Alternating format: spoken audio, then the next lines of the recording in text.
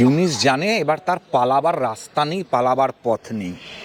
যে কাজটা মণিপুরে করানো হয়েছিল, একটা হাইকোর্ট তো বিজেপি পরিচালনা করে না, হাইকোর্ট একটা রায় দিয়েছে, সেই রায়কে হাওয়া দিয়ে একটা বিরাট দেশবিরোধী শক্তি তারা আগুন জ্বালিয়ে আজকে মণিপুরে একটা কন্টিনিউয়াস ঘটনা করে যাচ্ছে। নেহাত ভারতবর্ষের মতন একটা সরকার আছে, সেটাকে হ্যান্ডেল করছে।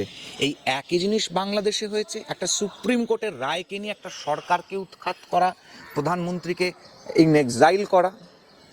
তো এই যে ডিপ স্টেট এবং ভারত বিরোধী এবং দক্ষিণ পূর্ব এশিয়াতে নিজেদের একটা গড় তৈরি করার বাসনা নিয়ে যে শক্তিগুলো এই কাজটি করেছে, তারাই আজকে বুঝতে পারছি।